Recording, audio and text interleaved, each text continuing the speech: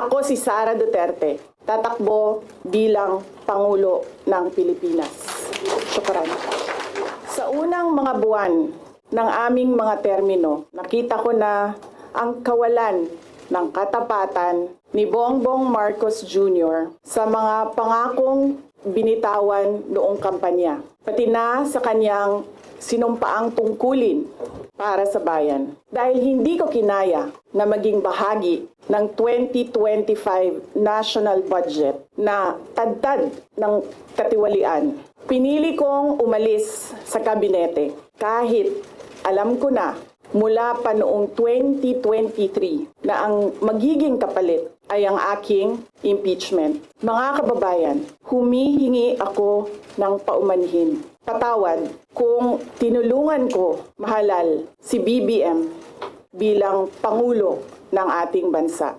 Patawad kung hanggang ngayon ay marami pa ring Pilipino ang nalulunod sa baha ng dahil sa malawakang korupsyon. Patawad kung lantaran ang pang-aabuso ng ating mga institusyon para sa pansariling interes ng mga politiko. Patawad kung patuloy ang pagtaas ng presyo ng mga pangunahing bilihin habang nananatiling kapos ang kita ng bawat pamilya. Patawad kung wala man lang tayong tunay na seguridad sa pagkain. Patawad kung may nagkakasakit at binabawian bigla ng buhay dahil sa kakulangan ng maayos at epektibong healthcare system.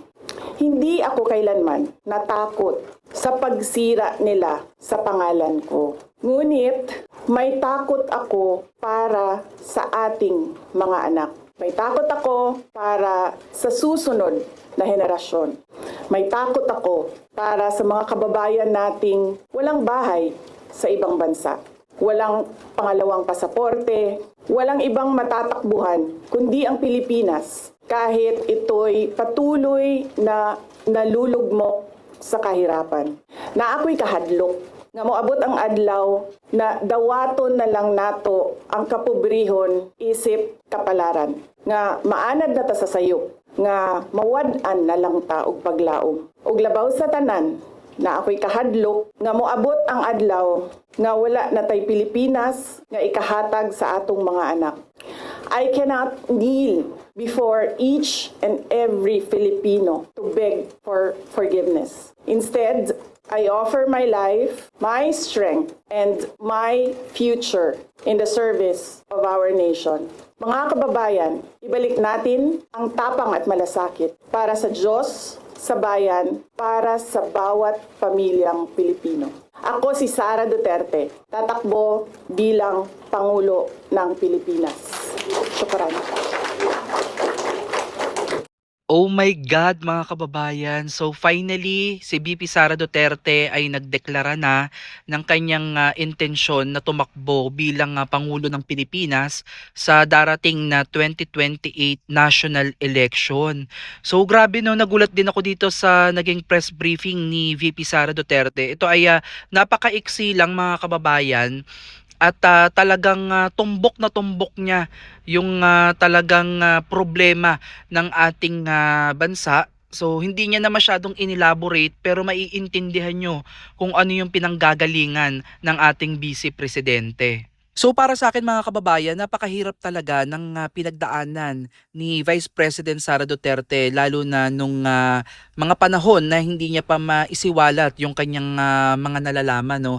Biruin ninyo, 2023 pa lang ay alam niya na pala yung mga galawan. No? At alam niya na pala na kapag siya ay umalis dito sa administrasyon ng Marcos, kumbaga kung siya ay humiwalay ng landas, ay tiyak na siya ay sisirain, no, ng mga kalaban niya sa oposisyon. So hindi nga nagkamali, mga kababayan, dahil itong ang impeachment ay matagal niya na palang alam, no, at ngayon ay nangyayari na yan at hindi pa rin siya tinatantanan hanggat hindi talaga siya naaalis sa pwesto. Pero ayan, mga kababayan, no, alam naman nating mamamayang Pilipino, no, kung ano yung nangyayari talaga sa ating lipunan. Lalo na pagdating sa usapin ng korupsyon na talaga namang up until now ay hindi pa rin tayo nabibigyan ng malinaw na kasagutan, no? Dahil nga dito sa nangyaring flood control scandal na napakalaking halaga ng nawala sa kaban ng bayan, still wala pa ring mga mastermind ang nakukulong. Biruin ninyo, sino ba ang pinakakilala ninyong nakulong sa Pilipinas? 'Di ba si dating Senator Bong Revilla pa lang yung naipapakulong. So imagine niyo yun, mga kababayan, parang para sa akin parang lang siya, para masabi na meron lang kilalang tao, no? Kilalang senador, naging senador, taong gobyerno na medyo mataas-taas yung katungkulan ay inalay itong si Bong Revilla, no, sa talaga sa taong bayan na nagkaroon ng pagkakasala. Although kung meron man siyang pagkakasala, 'di ba? So dapat talagang siyang panagutin. Pero hindi tayo naniniwala na si Bong Revilla lang yung the most guilty dito sa nangyayaring nakawan. Kasi kung mapapansin natin, mga kababayan, dito pa lang sa national budget ng 2025, dapat alam na ng Pangulo kung merong kaanomalyahan o hindi maganda dun sa kanyang pipirmahan. So remember, 'di ba, proud na proud pang sinabi ni BBM na kanyang binasa, pinag-aralan bago niya ito pirmahan. So, alam niya kung ano yung mga hindi magaganda o yung mga hindi nasunod na tamang proseso dun sa national budget ng 2025. Bakit niya pinirmahan? 'Di ba? So doon pa lang malaking question mark na bakit niya pinirmahan itong national budget ng 2025 kung alam niyang napakaraming kaanomalyahan diyan sa budget na 'yan.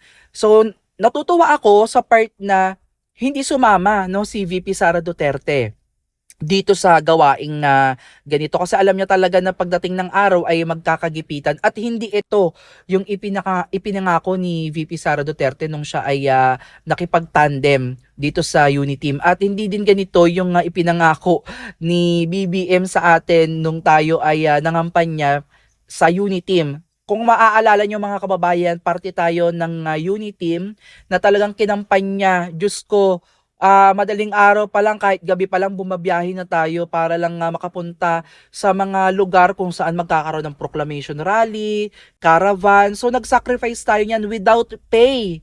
Okay?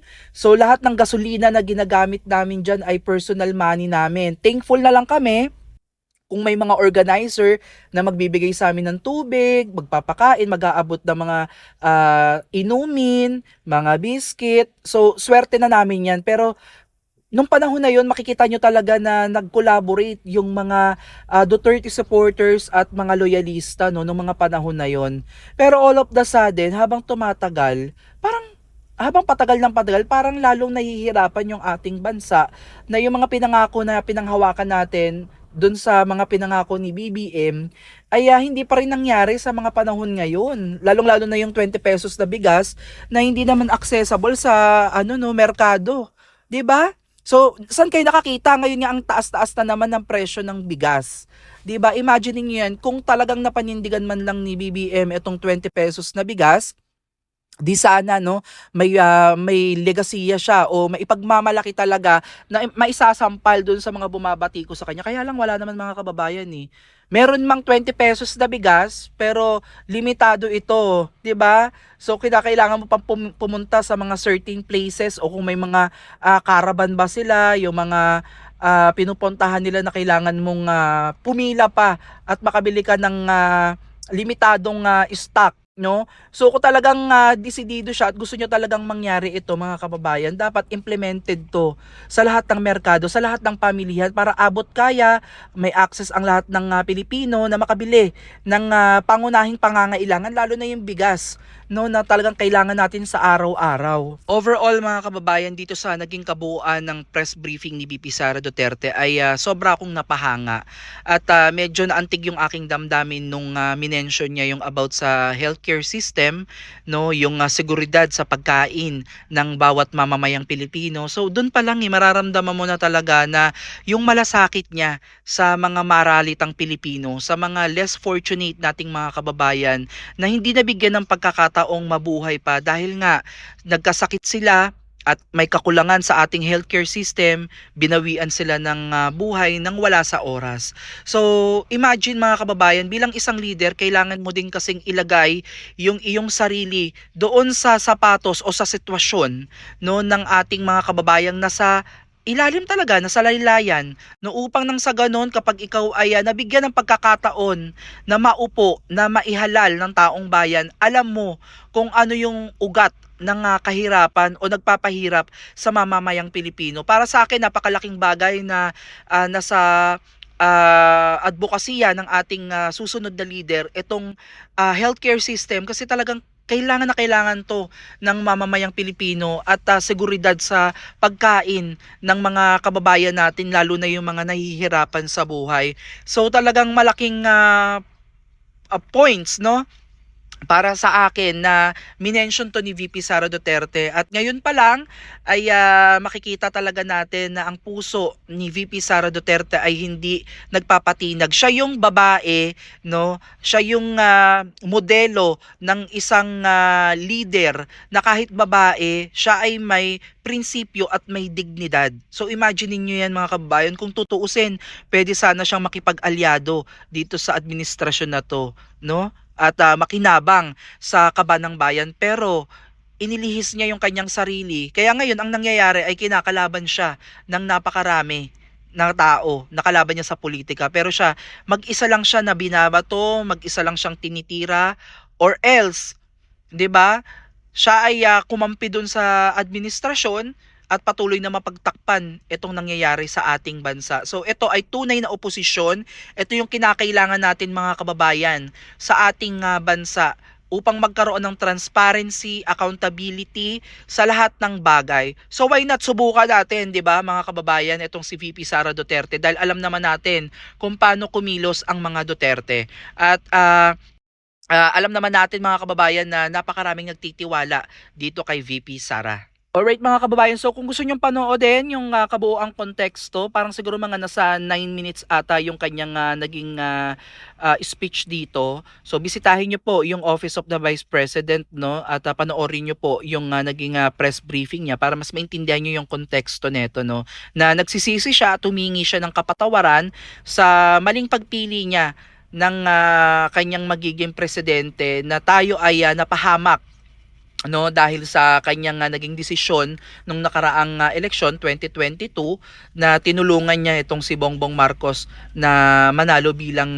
pangulo ng Pilipinas. So hindi naman nanghihingi si VP Sara Duterte ng kapatawaran o patawarin natin siya sa kanyang mga nagawa, pero ang maganda sa kanya ay inadmit niya yung kanyang pagkakamali, at instead na siya ay patuloy na manisi, ilalaan niya na lang yung buong kanyang kalakasan sa pagsasaayos ng mga nasira sa Pilipinas.